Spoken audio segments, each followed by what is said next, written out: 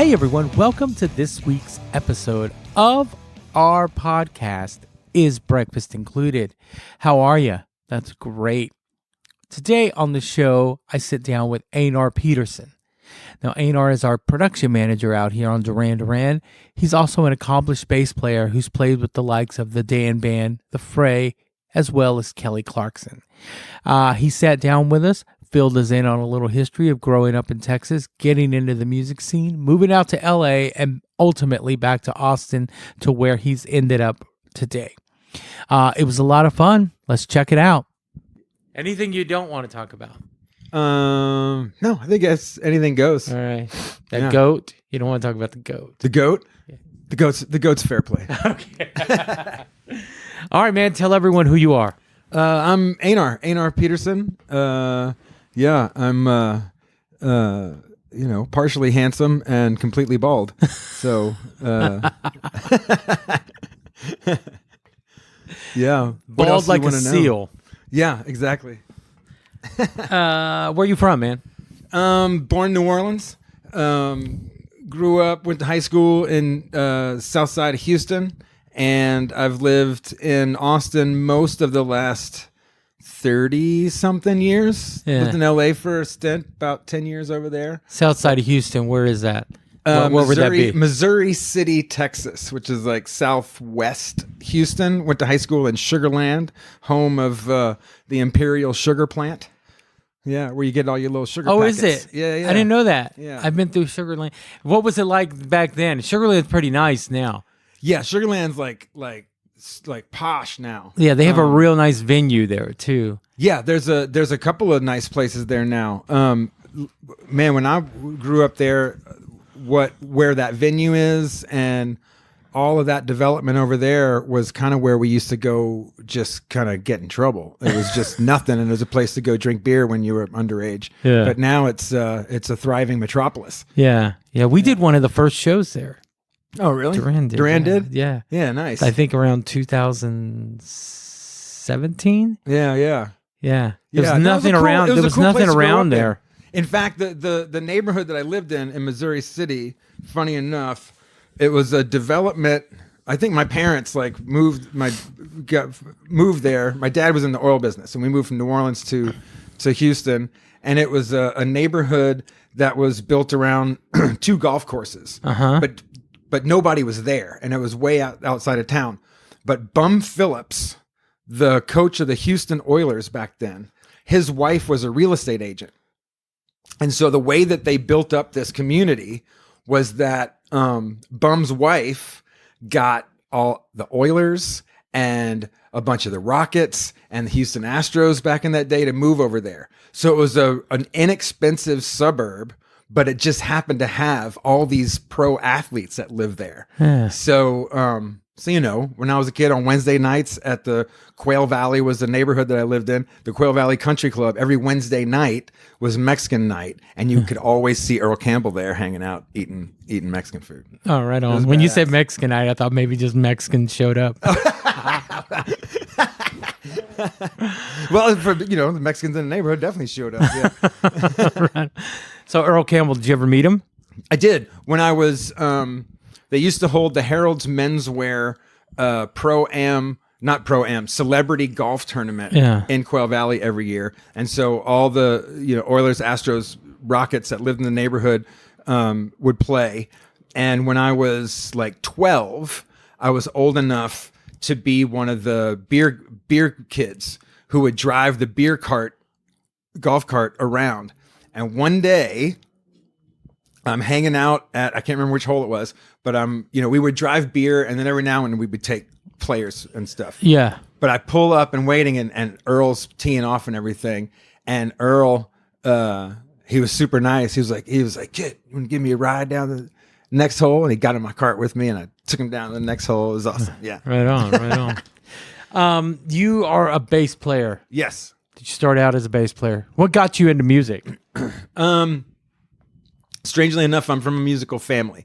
My mom's dad was a Dixieland drummer back in the 30s and 40s.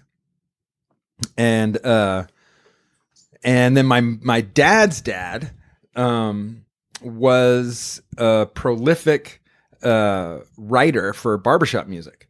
Okay. When my parents got married, my dad's dad befriended my mom's dad, of course, as you do, and turned out that not only was he a great drummer, he had a great tenor voice. So Einar I, my grandfather, got Bill, my mom's dad, into barbershop quartet. So as a child, my first memories of music was men singing harmony.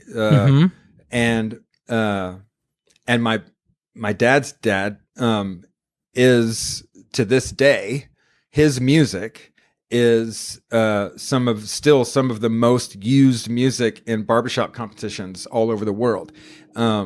He is the second most contributor to barbershop music, right under Irving Berlin. Wow. Yeah. And this is your dad's dad. My dad's dad, my grandfather. Your grandfather. Einar I. I'm the third, so Okay. my dad's junior and I'm three. Yeah. So there was always people singing. My dad's the oldest of a big family. His next brother, Leif, he sang in the Tommy Dorsey Orchestra for 15 years. He was on Carson a few times, sang for a couple of presidents. Still to this day, sings for a big band, jazz band that does, they do Jazz Fest all the time. And then my dad's little brother, grew up in the 60s. And he still, as a hobby, plays guitar and writes country songs, rock and roll songs. So, Okay. And your dad, is he? My dad is an encyclopedia of music, but he's never played anything. That kind of missed him, but he Plays the radio really good. man, I tell you what, that guy, there's nobody that can argue the point that there's been no good music after 1965 than my dad. Okay. It's kind of awesome. Him and his buddy, who's my uncle, who married one of his sisters, his high school buddy, my uncle Danny. They were kids. They grew up in New Orleans, and every summer they would pilgrimage to Texas so that they could get Bob Wills and Hank on the AM radio, and they were big country music fans in a world of jazz and rock and roll in the 50s. So that's where I guess it all kind of came to be. I have my grandfather's drums. He gave me his drums when I was a little kid, which I still have. 1938 Gretsch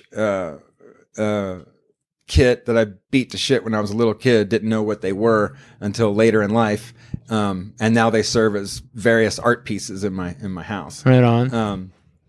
But yeah, I had a guitar when I was a kid. I had drums when I was a kid. Bass was kind of an accident. I had a high school band like we all did. We were the hot high school, but we'd play all the covers of the 80s, Cult and U2 and Police and stuff. And one weekend we had a big party at Scanlon's Warehouse. One of the kids I went to school with, whose dad owned a sign shop, and they had a kegger blowout. And Chris Knight, my best friend, in high school, was our bass player, and his grandfather passed away, and he was going to have to go, I believe it was to Amarillo for the funeral. And so instead of canceling the gig, I spent that week learning U2 and Police and Cult songs and all that stuff. I was the singer in the band. And so we did that gig with me playing bass and singing. And that's when I sort of learning Sting lines and, U2 tunes and all that stuff really made me that's really what made me get the bug to really want to play bass. Yeah. Yeah. So did you pick that up pretty quick, playing and singing at the same time? I guess so. Or maybe in hindsight, it wasn't that good, but it's where it started. Well, that's. Yeah, it was nothing. It wasn't anything that I thought was a daunting task. Yeah. You kind of have that vibe when you're a kid like that, where you're sort of fearless. But I think because of my upbringing and just being around music, I've been able to compartmentalize things. Like when I was 6, 7 years old, I used to sit and in this chair that we had. It was the 70s, so it was this real plush, weird chair with these rolling sort of cushions around the back, and I would sit backwards in it and air drum to Kiss records and whatever else. But the compartmentalization of that stuff made sense. I always saw in my head that there was this guitar player doing this and that guitar player doing that, and the bass was doing this and the drums went around that. So I think that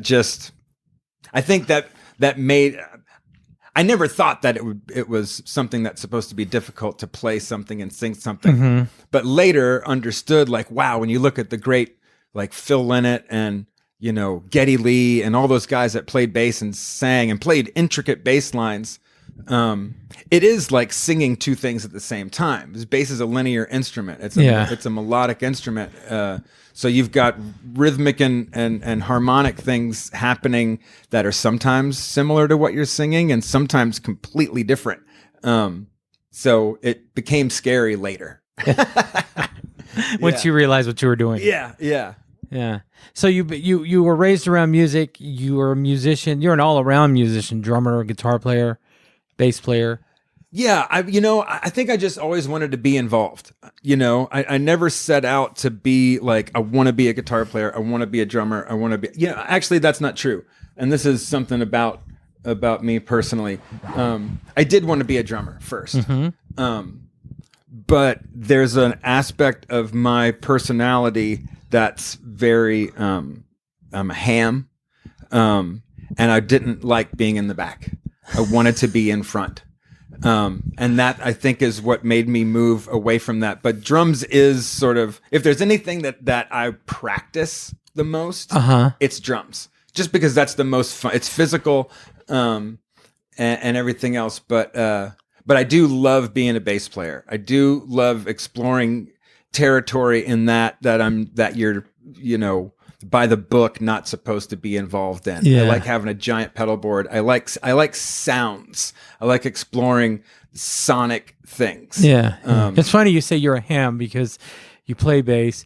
Most of the bass players I know are the guys they're usually the ones mugging out the best on stage. Yeah. You have the opportunity. And I always, anytime I see a band, I look over and I go, it's always the bass player. Yeah. And we don't have to bring up Geddy Lee a million times, but my favorite description of that is the way that Geddy and Alec, those guys call it throwing shapes. When you do like stage moves or whatever, they call it throwing shapes. I think that's hilarious. But yeah, it wasn't necessarily that I ever wanted to be like, musicianship wasn't the top of my, on the top of my list. It was performance. And so, I think I just gravitated to performance with something in my hands rather than performance and, acting or dancing or something. Yeah. Who's your guy? Who's my guy? Yeah. Ooh, I got a couple of guys. Roger Waters, is always on the top of the list. I think a song like Another Brick in the Wall Part 2 might be the perfect bass line. Wow. His attention to when things stop is something that that song in particular, when you can see anybody play that bass line. It's not difficult on paper, but nobody gets it right. His respect of when things should go long, when things should stop, and space between the notes is incredible. His sense of melody in what's happening in his hands. His bass lines are some of my favorite. And that song can arguably be the best arranged song ever. That guitar solo is, I think, that Gilmore plays in that tune, one of the best. But I always, Geddy Lee, like that's, I was a crazy Rush fan when I was young, still am. Listen to Permanent Waves is what I listen to every time I sit down on an airplane. I listen to that record start to finish. It's a weird thing, But those are my guys. Pete Farndon from Pretenders. Another just like pocket guy. I think another one is why am I drawing a blank? Adam Clayton from U2. I think one of the most underrated bass players. His contribution to that music is insane. Another guy that when it's not just about the notes, it's about where you put the silence. It's about where the discipline. It's where you move things around, and finding those little counter melodies that work with the melody of the song. Yeah, those are big guys. Geezer, I love Geezer. That goes without saying. You didn't even have to tell me you love Geezer. Dude, everybody should love Geezer. Yeah, it's sick. Phil Lynott, like I love Thin Lizzy. I was a big fan of Doug Pennick. Sonically, that guy explores sonic territory like nobody else. And one of the greatest rock and roll voices of all time. Oh man, without a doubt. Yeah. You and I were talking earlier. You told me about this music store you worked at that produced, Dude, it's crazy. All the drummers that came, we were talking about John Douglas. John Douglas, who plays for Aerosmith right now. That's crazy. Yeah, he was in Kick Tracy when I was still a teenager. Didn't work there yet, but I knew who John Douglas was for sure. As a kid in Houston, Blas Elias worked at that shop. But yeah, it was one of those pre-Guitar Center stores where that one was like a mom and pop shop on steroids. It was a giant place in Houston that was, they had it was when mail order was still a thing. Right. But it was a huge drum shop, huge keyboard department, huge guitar department, huge pro sound department. It was just a bunch of dudes that were playing all the clubs in Houston. I started working there when I was 19. And I only started working there because I was in a band with the guy that ran the guitar department, the guy that ran the keyboard department, and one of the drum teachers. And the drum teacher guy, John Simmons, who I'm still friends with, I was friends with him. He got me into this band, and I showed up to our first rehearsal. I didn't have an amp, right? I just had a bass, a Tokai jazz bass, a white Tokai jazz bass with a black pickguard. I wish I still had it, but I don't. Yeah. But I showed up with that, and I just plugged straight into the PA, and they kept me in the band despite that. But then also gave me a job because I needed a bass amp. So that's how I got the job, by playing in a band with these guys that worked there. But they were, they were all dudes like in their late 20s, early 30s that were in like a lot of cool bands in town. So it was just a wonderful experience for like, somebody just like getting into the club scene and like, seeing what it was all about. And it was awesome. Yeah. Was so you came up you came up in Texas, like you said, down near Houston. What do you think it is about Texas, man? Like around the time you were coming up, you had Galactic Cowboys, King's X, bands like that. What do you think it is about Texas that just pushes out quality musicians? Man, because now you're in Austin, you're surrounded by them. Yeah, and Houston in those days was awesome. There were so many cool bands. I think.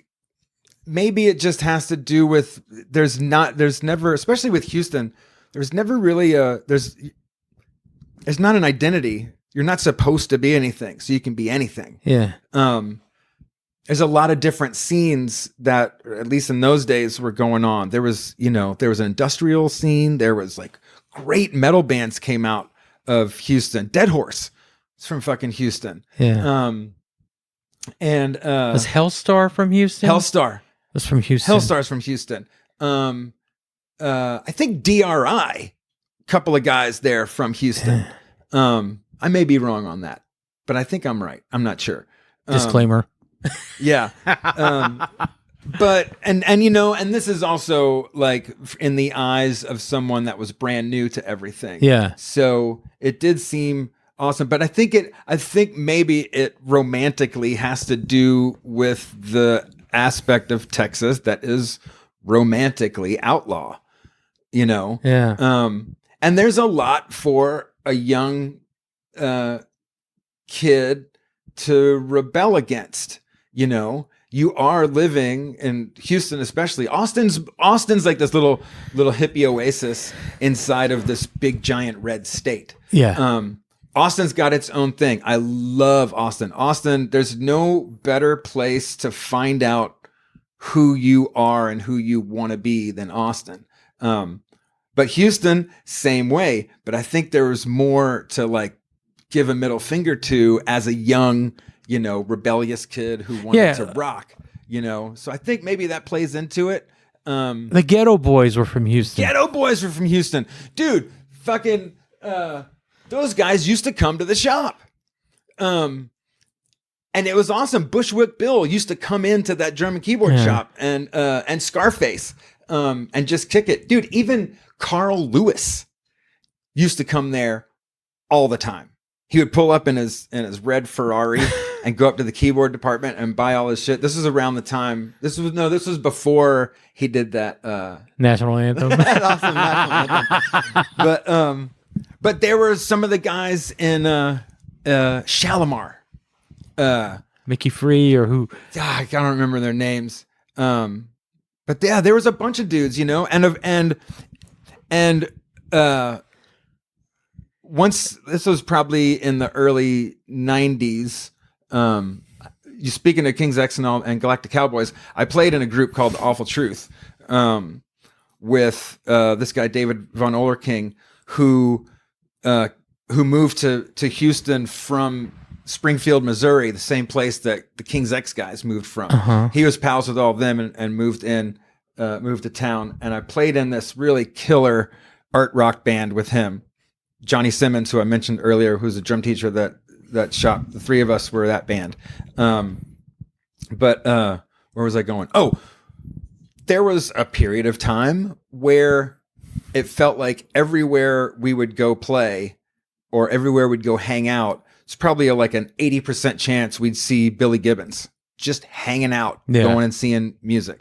So those guys were visible, We didn't have all of the stars like you see when you go out in LA, but there was still some dudes in Houston. Yeah, it was. I know that I grew up in Corsicana, but made my way to Denton, and I remember just going to see King's X. Yeah, and at the basement in Dallas, and then them hanging out and walking up to Doug, and Yeah, there was a, and I was loose. I was in this sort of circle that revolved around them. Doug and I weren't super close, but we were close enough to where one night I ended up in his Camaro, and me and him cruised down to, I think it was the music hall, to go see Crowbar. And actually, me and a couple of his roommate at the time, King's X, this was like 93, I think, whenever the Woodstock was. Was that 94 or 93? 94. Yeah, I don't know if I'm going to get myself in trouble, but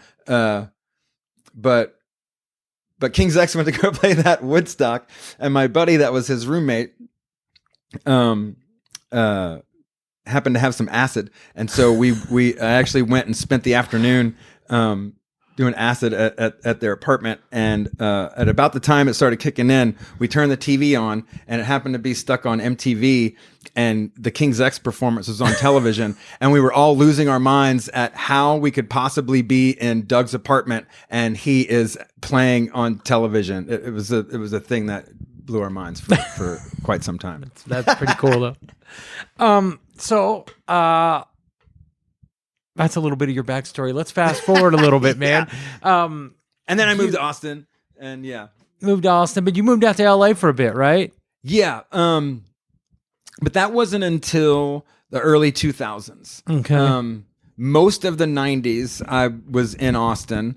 I was in this group called Gowdy, and we ended up being. You were in Gowdy? Yeah, I was like, me and Johnny started that thing in like 94 and went through some different folks and ended up finding this great combination with this dude, Jimmy Messer, and Bill Leffler on drums, who I actually went to high school with years before.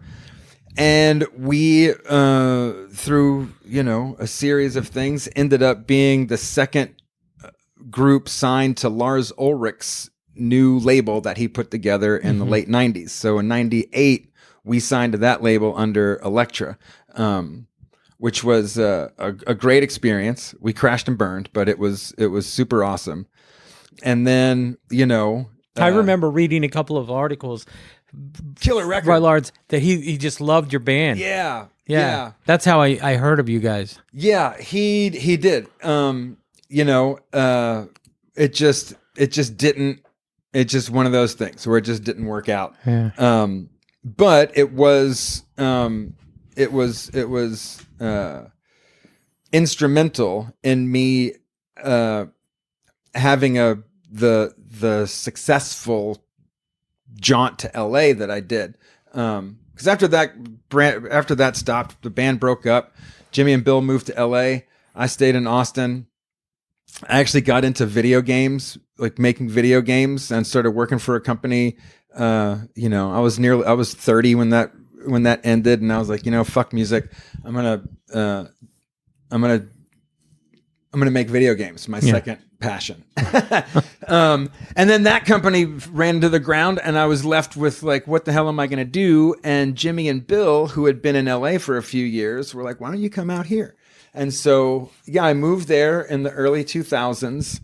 And because of all those years of, a couple of other bands that had label interests that didn't go anywhere, and then our time with Lars and all that, and all the people I met through there, when I moved to LA, I had people looking out for me. Yeah. I had people putting me up for stuff. So 6 weeks after moving there, I was on the road. I started playing with the Dan Band, who are the guys from, the Old School movie and all the Will Ferrell movies Hutch and all those Will Ferrell movies. And I moved there. I got the gig with them like a few months after that DVD came out for Old School.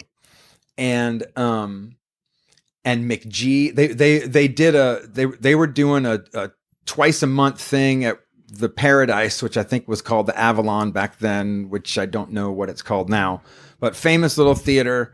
They would do twice a month over there, 2 Fridays a month. And it was always like a star-studded, like attended event. I met JT there for the first time. He was backstage one night, him and Gila. And so I got that gig, went on their first ever US tour. That became a regular gig of mine, met a bunch of people, and then played in a lot of different groups with a lot of I played with in Lindsay Price's band, who was one of the actresses from 90210. I did some work with the Thomas Jane, who's the actor. The Punisher. The original Punisher. The original Punisher. Met him through my buddy Bill. He wrote these cool little kind of Americana songs. So Thomas Jane did? Thomas Jane. Super great guy. I just watched Boogie Nights the other day, by the way. He's amazing in Boogie Nights as the tweaker. Todd. Yeah. So yeah, meeting all of those people through other friends of mine, doing stuff like that. And then a year after I was there, I ended up in Kelly Clarkson's band. Okay. Who's that? Yeah, she's this girl. Not many people know her. But yeah, I landed in that gig after they finished her first big record, the Breakaway record, where that 2 years of pushing that record, where they started in a van and then ended up like Since You've Been Gone and all that stuff just broke. They had finished 2 years of touring, thought they were done. The bass player took another gig. The drummer took another gig. One of the guitar players was fired like at the end of their European leg, which you can see on YouTube, and it's hilarious. And then Ford Motor Company came to them and said, "Hey, we want to put you back on the road for 12 weeks or whatever."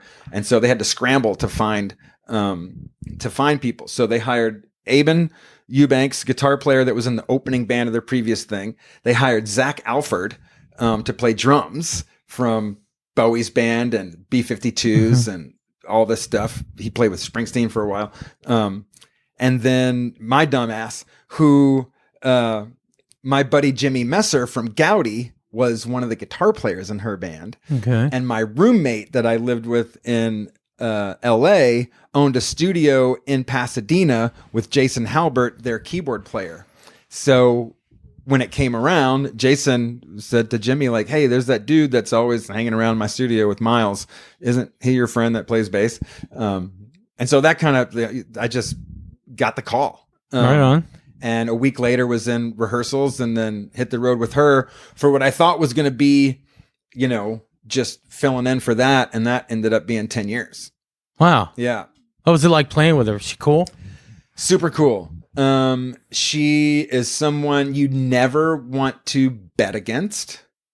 'Cause whatever it is, she'll crush you. It's incredible. Like, the girl is so competitive. It's hilarious. But on the road, she was really fun. She really made a point to break up any sort of monotony all the time. Whether it was waking up off and getting off the bus and seeing a big, like, bouncy house water slide in the behind the stage for everybody to just goof off on. Or like bowling nights, and like there was always a lot of camaraderie on that. And I like tours like that. I've been on a couple where it was always like that. And she was really great about that.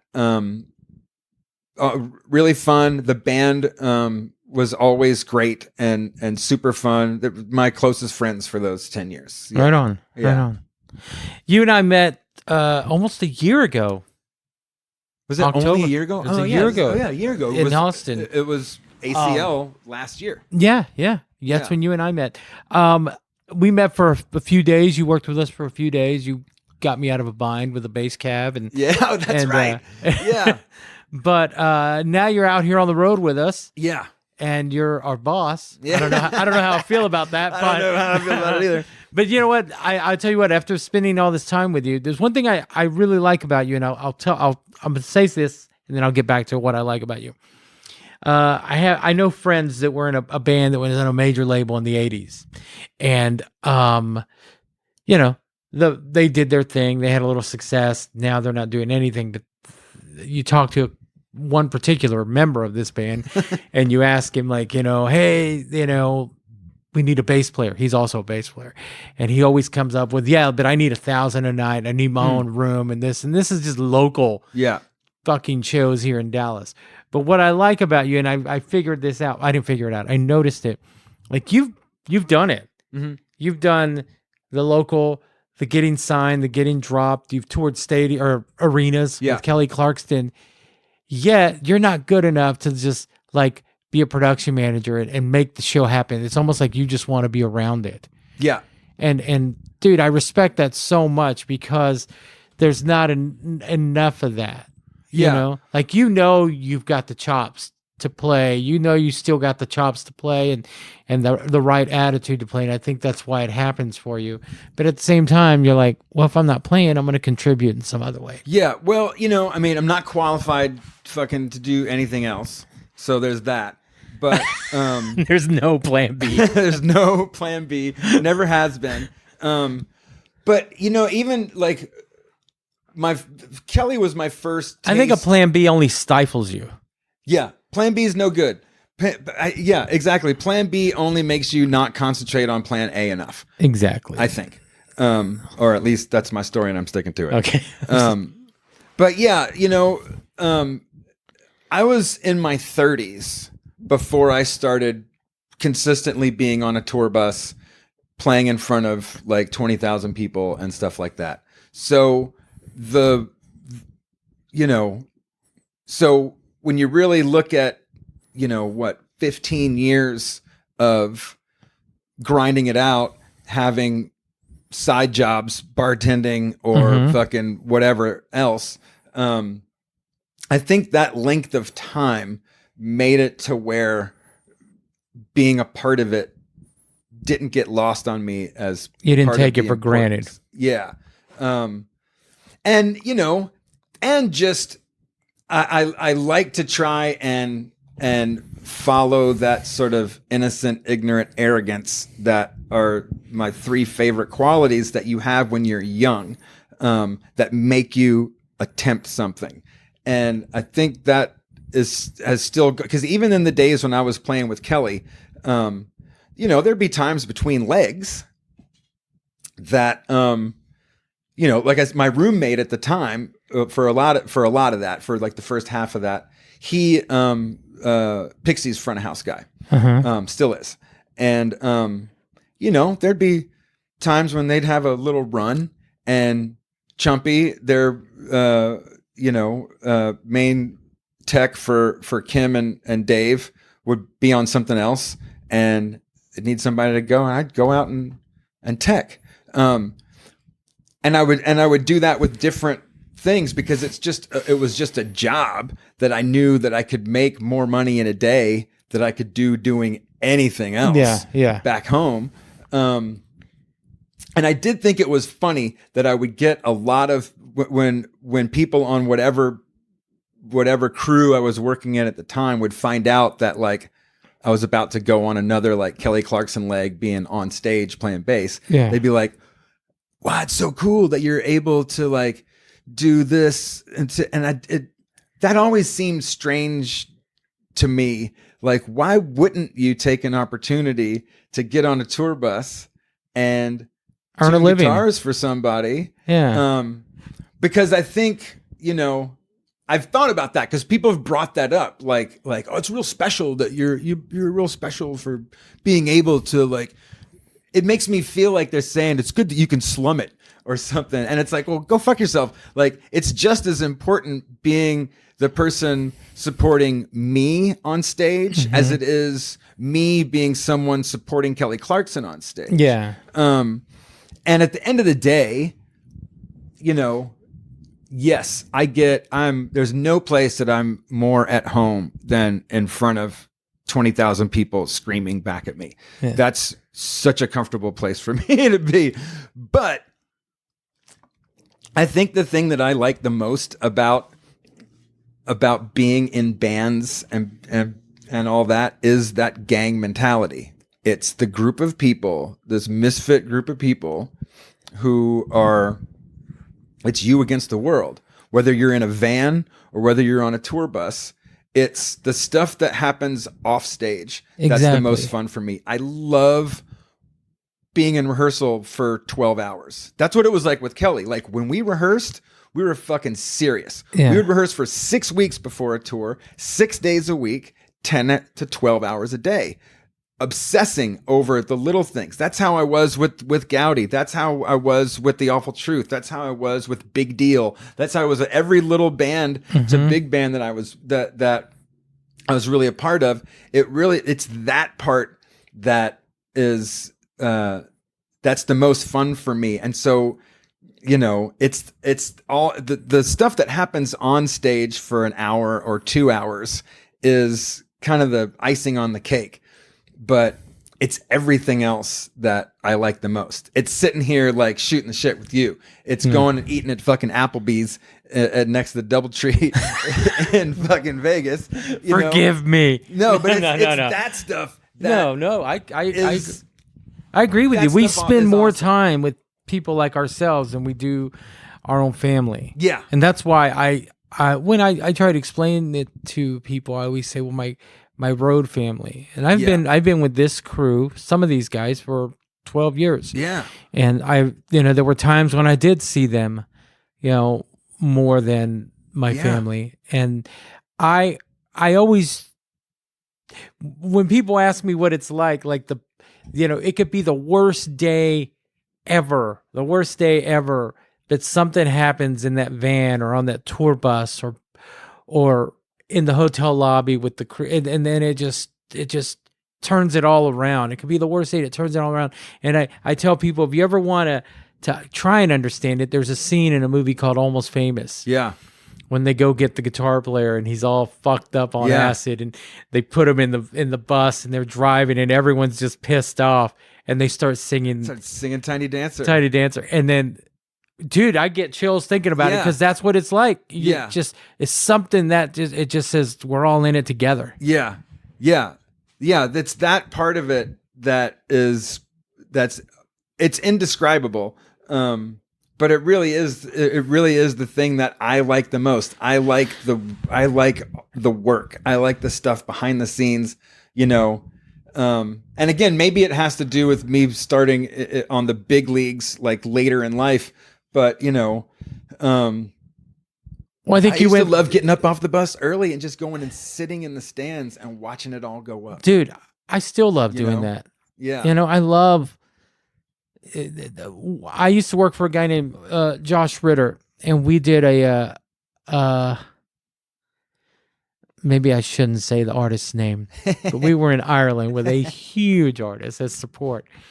And after the show was going down, he had played his 3 hours, and we were all backstage and hanging out by the buses and everything. And that artist, it's like 2 a.m, and he comes out of the production office and he gets on his bus and they leave. And I asked his tour manager, he's like, dude, he just loves being around it. Even after doing what he's done and accomplished and playing 3 hours a night and taking requests from the audience, he just loves being around it. Yeah. I love that, man. Yeah. I think that's what during the downtime when there were no shows, I missed that the most, just being around it. Yeah. I don't think I was ever good enough to play to do it, but I think mentally I knew I didn't want to be. I'm more comfortable making it happen, or at least helping make it happen. Yeah. I think that's why I'm. If there's a reason why I'm able to transition to jobs off stage, is because I checked off those bucket list items on stage, so I'm not chasing it. Yeah, if I'm like my first tour where I got hired as a guitar tech was with the Fray, and it was a year that Kelly took a year off, and it was my first summer in a long time where I didn't have any work. So I called my buddy Howard Hopkins, or no, actually Howard called me, the Fray's production manager at the time. It was like 2014 maybe. Yeah. I had just gotten a kidney removed. It's a whole other story. And I needed work. I needed to pay for the fucking kidney removal. And I didn't have my first summer without a tour. So Howard called me looking for a guitar tech for Dave in the Fray. And I was like, yeah, I got one for you. Me. And he was like, go fuck yourself. I'm not gonna hire you as a fucking guitar tech. And I was like, dude, I swear, I need work. And he's like, dude, you're not going to do any good. You're going to be a bass player that's like bummed out that he's not on stage, and you're not going to pull your weight. So I actually and I knew the Fray guys. We had toured together with Kelly 2 years prior, and got along great. So, and their manager was even like, I don't know about iffy this. about it. Yeah. So I had to write them like a letter. I had to write the manager a letter. But I get it, because I could see how, you have somebody that would be like sort of pining for what that is, whatever. But I never felt that way, because again, like I'd already played Wembley Stadium a couple of times. I'd already done SNL like more than once. I'd already played in front of 80,000 people at a soccer stadium in Brazil. All of those things. Massey Hall, Madison Square Garden, Radio City Music Hall, all those things were already checked off. And so I wasn't pining. In fact, I was like, I want to do my best for Dave to be awesome. Yeah. And so that's what sort of springboarded. I didn't stop working for them after that. I would go back and do Kelly tours, and I would go back and work for the Fray, and I would go back and do Kelly tours. And then when the Kelly thing ended, I became more full-time with the Fray, and then, bounced around. I was guitar at stage left tech. I was stage right tech. I became drum tech. Then I started filling in for Howard as production manager, and then the bass player left, and the guys were like, you could probably just get up and play bass with us right now if you wanted. And I was like, yep. And they're like, all right, cool. So should we get another production manager? I was like, nope, I'm going to do both. Double dip. Yeah. So, you know, to me, whatever it is to be able to be part of the circus is worth it. Well, man, we did a really hard short run in August, September. I can't believe I didn't fucking ruin it all. I mean, I'm serious. There were so many things. I was already being tour director, production manager for a band as big as Duran Duran. I'd never done anything, organized anything in that capacity before. I was, one truck, couple of buses kind of thing. This was much bigger with a much bigger band, which much more on the line. And, I was nervous as hell, but luckily the thing that made me feel good every day was whoever I saw first, whether it was you or Kev or Oz or Phil, every day, one of you guys, the first thing out of one of your mouths was, got your back. Every day. And that really got me through the day a lot. And there was a lot of fucking curveballs. We lost Skippy, due to health reasons. We lost, we had some snafus where we weren't going to show up to a place in time and, had to organize like gear to be there ahead of all these things that I'd never done before that could have derailed the whole thing. Luckily worked out. But it was a lot of fun and I want to keep doing it. Yeah. Well, man, I tell you what, like you said, we get, what's the saying in this industry? I've fucked up bigger gigs than this. Yeah. You had plenty of chances to screw it up. Yeah. And you didn't. And one thing that I always, when anyone would ask me about you, I'd say, dude, that dude never cracks. Like he's always got a smile on his face, whatever's going. I see people yelling at you and you're just like, calm. Because I'm not that guy. If somebody yells at me, I yell louder. Yeah. It's like dogs barking at each other. Yeah. But, I think they made the right choice in bringing you in. We've had a lot of fun with you. I'm sorry to tell you on the podcast, but you're fired. No, man. But, dude, like you made it to where we didn't question, like, is it going to get done? Like we knew you were getting it done. There's been times when we've had guys more experienced than you, man, and we're like, I'm not fucking sure about this. Well, it doesn't. It helps that it's a really good group of guys and gals on that crew, but also it's not.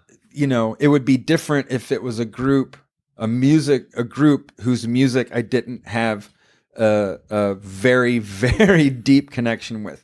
That part of it was huge. When we talk about bass players, I can't believe I didn't mention JT as one of my dudes. I can't believe you didn't either, man. Which is crazy. Maybe it's just because he's in front of my face right now, but that's a guy that reinvented the game. That's a guy that I aspired to be like. Or at least aspire to understand the instrument the way that guy does. Like, you want to talk about iconic bass lines. There's not a lot of songs out there that girls like the bass line to. Yeah. You know what I mean? That there's not a lot of bands out there. It's kind of like the way that, more people air drum to Rush than air guitar to Rush. More people air bass to Duran Duran than anything else, and that's a real rarity. Yeah. But it's because of those iconic bass lines. Everybody, does the air pop on Hungry Like the Wolf. But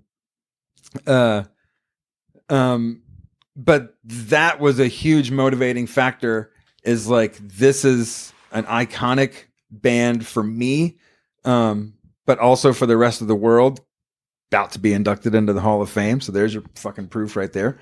But it was it was making sure that I got to hear all of those songs tomorrow night that made me want to do a good job. Yeah. Well, you did a great job. You didn't do a good job. And I'm not kissing your ass. And you did a great job. Man, thanks for taking time to talk to me today. No, this is fun. You can see, like, I have no problem talking about fucking myself. No. No, it's been great, man. We had a great day today in Vegas. Yeah, like you it said, wasn't bad. We got caught in some dust storms and 157,000 mile an hour winds. It was pretty hard out there. And then we enjoyed some delicious Applebee's. Yeah. Proud sponsor of the... Proud sponsor of Is Breakfast Included. No, I need to find out if breakfast is included, by the way. It's supposed to be. I think we have a voucher. Oh, we have a voucher. We have a voucher, ladies and gentlemen.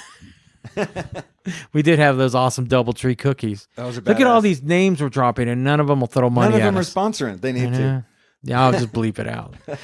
Anyway, well, man, it's called Is Breakfast Included. So if it was included, what would you have? Oh, if it was included, I would probably, I mean, I'm kind of a basic breakfast guy, although, I do love a good cereal buffet. If there's a variety of cereals, I'm super happy. But for sure, if there's eggs and bacon down there, I'm taking those down. Yeah. We're probably not going to be so lucky to have biscuits and gravy. That only happens in very, very select cities, unfortunately. But my favorite thing about touring in Europe is absolutely breakfast. A lot of people say that. I mean, full English breakfast could be my favorite food. Sorry, guys. And I'm talking about all of it. Like black pudding, one of my favorite things to have for breakfast. That's a first. But the spreads of breakfast in the UK and throughout Europe, no US hotel comes close to those hotels' breakfast. And it really is like, if I was going to list what are my favorite things about touring overseas, breakfast is number one. Yeah. There's places now that on the menu, you'll go in and order like breakfast and it'll say like pancakes, American pancakes. Yeah. They're trying to be like us, man. Yeah. I don't know. Yeah. You stick with your crepes or whatever y'all sell. Yeah. Well, man, thanks a lot. And, man, we're going to do it. We got a couple of shows in Hall of Fame. Got a couple of shows in Hall of Fame. That's kind of awesome. Judas Priest. Unfortunately, Devo didn't make it, but Eminem did. I'm really excited to see Eminem. Lionel Richie, Eurythmics. Pat Benatar. Pat Benatar. And I Neil believe, Giraldo. I think it airs November 19th. Oh, yeah. I didn't even ask that question. It's not live on HBO. No, it's not live, but I think it airs on November 19th, which this will come out before November 19th. And do you have to, it is HBO? Yeah, tune into HBO Max. You got to get HBO I think I Max. have that. Yeah. Yeah. If not, I'll lend you my password. Yeah. Don't say it on loud. Don't say it here. All right, man. Later. All right, later. Thanks. Right on. Einar Pedersen III. You can find him on Instagram at Anarchy. You'll have to figure out how to spell that if you want to find him. Make you do your own research. Anyway, what did I say? Great guy, right? Hilarious. And who he was talking to me, he didn't put on an act or anything. That's who he is. All right, guys, I'm done. Have a great day, and we'll be back next week.